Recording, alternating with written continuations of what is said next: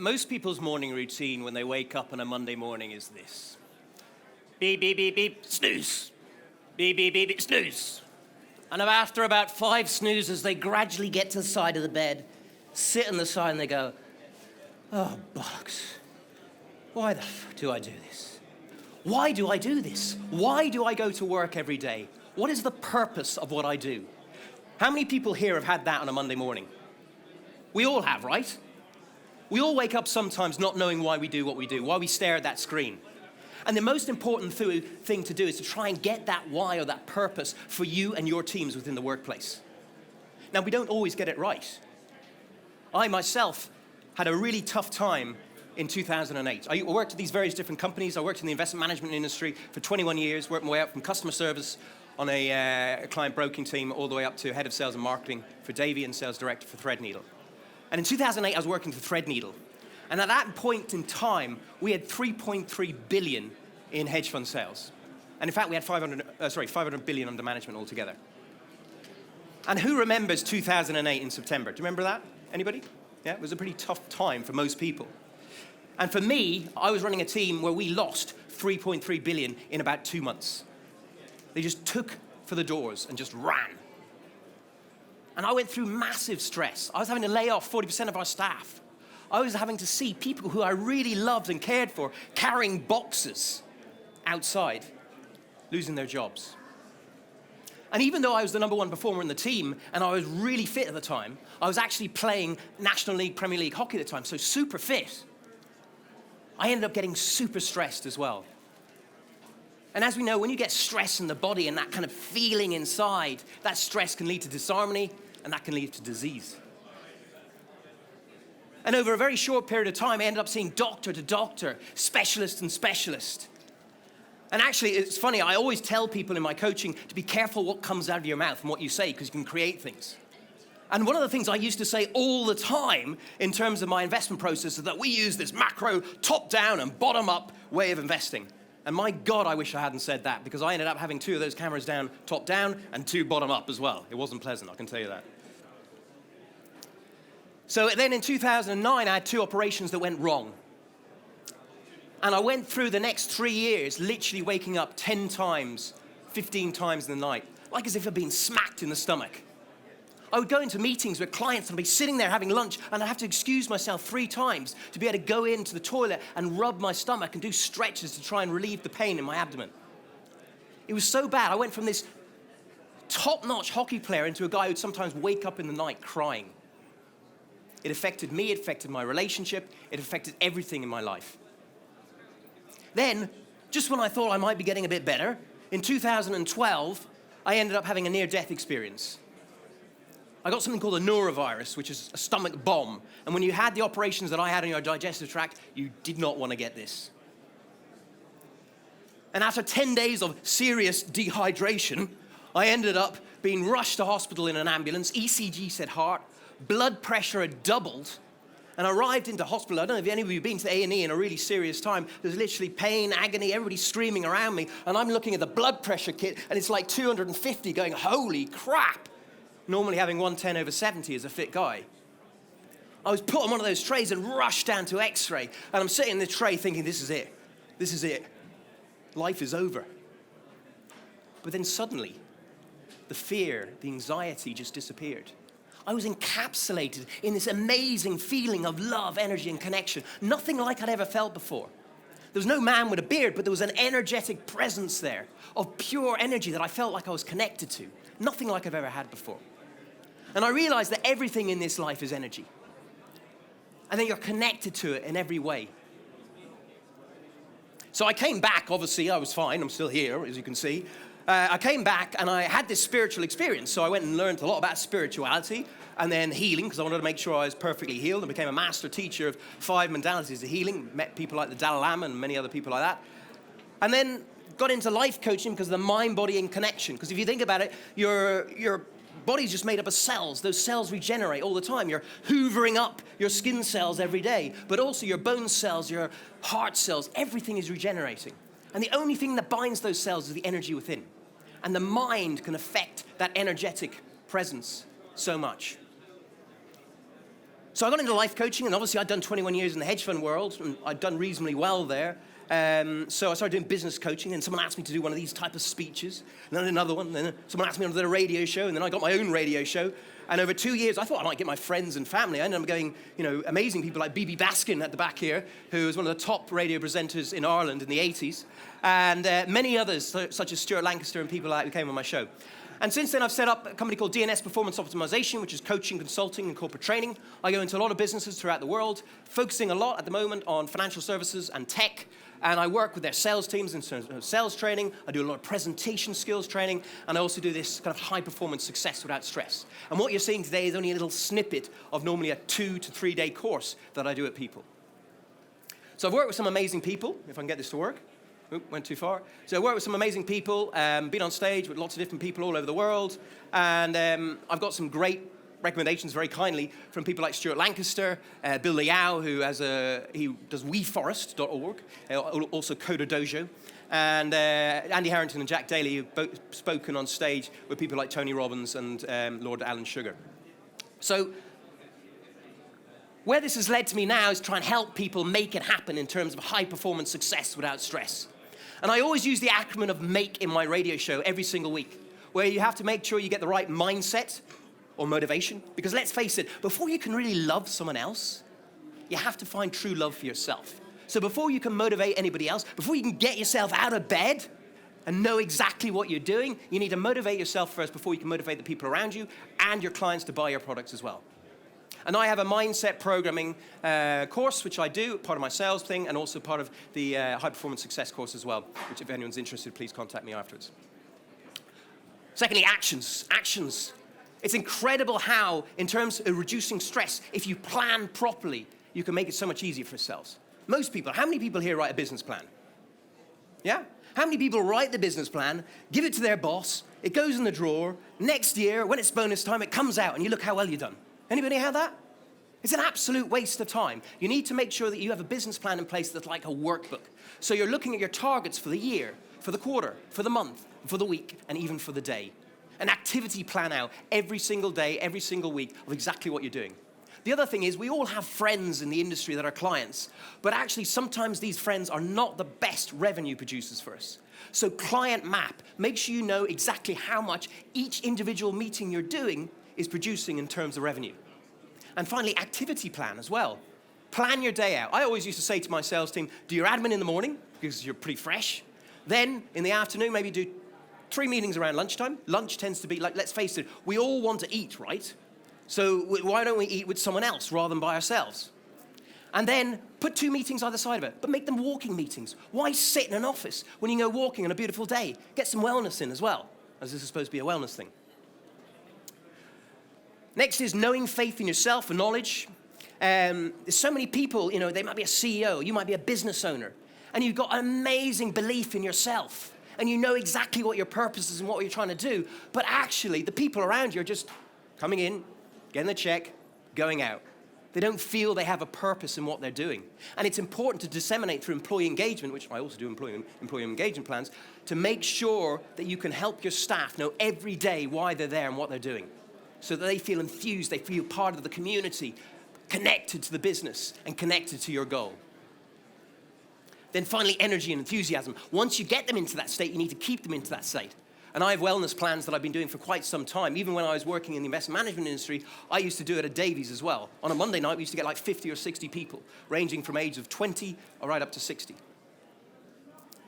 In terms of making it happen, in terms of getting into the knowing mindset, as I call it, or the flow, as McKinsey call it, McKinsey have proved that people who are in the flow, or that knowing mindset, are 500% more productive. Forbes have shown that happier staff, 20% more productive. Happier salespeople, 37% more productive. And I worked in the stock market, right? So you can see the best 100 companies rose 14% relative to the ones 6% on average outside that top 100. That's a massive difference. That means it's affecting the economy of every single company in every single country in the world. And in fact, if you look at the stock market, have a look at this. The FTSE 100, 80% of the time goes up in the last 2 weeks when it's Christmas time, we're all happy and we're partying. That's actually the same if you look the day before Thanksgiving, the day before Independence Day, and the day before Easter. 80% of the time, the market goes up. So if you've got some money, it might be worth considering that.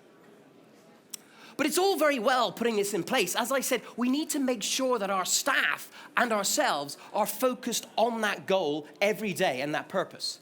And I had a friend of mine who worked at Davy with me, and he came up to me one day when I was doing the wellness plans. He said, Doug, I'm fed up.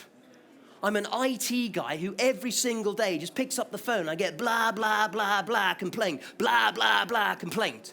And all I'm doing is fixing people's problems. I want to leave. I'm fed up. I don't know why I'm doing it. I said to him, Sean, reframe it. What do we do at Davy? We produce financial solutions for people so that they can retire younger, look after their children, look after their grandchildren, have that better holiday, or even get a better holiday home. And if you think about it, every single call that you sort out means that we can make sure we do our deals, our valuations, make sure we can do our online research for those people. So you are making a person's life better every single time you pick up that phone. He goes, Jesus, I never thought of it that way. And 3 years later, he emailed me, because I'd left, and said, just want to say thanks for that when you gave me that advice. I'm there. It's completely changed for me. So make sure that all of your staff, and make sure you know yourself, know exactly why you're there every day. Microsoft, if I can get this to work, Microsoft, as you walk in the door, they tell every single staff member why they're there every day. And they go, whew, that's pretty good. I'm happy with that. I've got a purpose. I know why I'm waking up every day. But also you need to make sure that you dream big as the business owner or the CEO, and make sure you get the rest of the staff dreaming big as well. And in terms of that, I had a client called Vestra Wealth, classic guy, Duncan Carmichael Jack. He was the Queen's cousin. He still is the Queen's cousin because he's still alive, obviously. And he used to work for UBS. He took 10 guys with him. They went off. They bought an office like this. 10 of them bought an office like this. I went in there one time. I said, Duncan, Jesus, this is a bit brave. And he said, Doug, I am focusing on the growth. I'm focusing on the vision. I want every single person to walk through this door knowing that we are going to fill this in a very short space of time. Within 3 years, they'd filled the office. Within 5 years, they had 7 billion under management. And they were bought out by the Liechtenstein Investment Group, and they're all multimillionaires now. Focus on the vision. It's so important. I had one other company I worked with, they were focusing on cost all the time. And that's where their focus went. Where focus goes, energy flows. And they didn't grow at all. So focus on your vision and what you want. And in terms of getting people around your own vision and belief in what you have to offer, there's a great story that I'd like to tell you. There was a young man who was walking along the coast of Galway. And as he was walking along the coast, he looked over the side and he saw these 3 gleaming stones in the corner of his eye just down this cliffside. And he clambered down, he picked them up and he said, wow, these are amazing. And he took them up to his dad. He goes, Dad, look at these stones. They're incredible. What shall I do with them? And his dad says, I know, son, take the first stone, go up to the local market, make a market stall, make it look pretty. If someone comes up, just show them the peace sign if they want to buy it, and nothing else. He goes down to the market, he puts the stone there, he makes it look pretty, he waits. This lady comes and goes, wow, what a beautiful stone. How much do you want for it? €2. Wow, thank you very much. And off she goes. Fantastic. He goes back to his dad, he goes, Dad, I got €2 for that stone. What'll I do with the next one? He says, I know. Take the next one up to the diamond merchant. He sells precious stones. Go in there, show him the stone. If he wants to buy it, do the same thing. He goes up to the diamond merchant, he shows him the stone. The diamond merchant goes, wow, what an amazing stone. How much do you want for it? €200.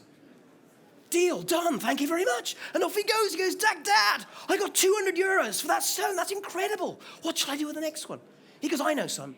Take the next one, go up to Dublin, go to the National History Museum, go into the Precious Stone Department, find the professor, show him the stone, and do the same thing. He runs up to Dublin, he goes to the National History Museum, finds the Precious Stone Department, goes up there, he goes, look. And the guy goes, wow, what a beautiful stone. How much do you want for it? €2,000. Deal, done. Thank you very much. And he goes back to his dad, he goes, Dad, this is incredible. What does this mean? His dad goes, don't you know, son? If you value what you have to offer and hang around with the right people, you get very different results. So firstly, make sure that you and your team really value what you have to offer, and make sure you remind them of that every single day. And secondly, hang around with the right people. At lunchtime, don't go to the local coffee shop. If you're in London, maybe go to the Westbury or go down to the Shelburne. An extra £5 could end up meaning you're sitting next to your next potential client, who could be a lot more lucrative than someone in a coffee shop. You just never know. I used to sit all the time in business class, not because I was trying to be flash, because I might end up sitting next to someone. And I did, and I ended up being paid $7,000 for going in and speaking in one of their organizations. So hang around with the right people. Now, once you've got them, knowing their purpose, knowing why they're there every day, knowing why they're getting up with that zest in the morning, you need to keep them there, right? And as I said, I do wellness plans, and it's all about body, mind, and soul. I said earlier on, I'm a master teacher of 5 modalities of healing. I'm also a meditation coach, mindfulness coach, and performance coach as well. I used to play National League hockey and train internationals.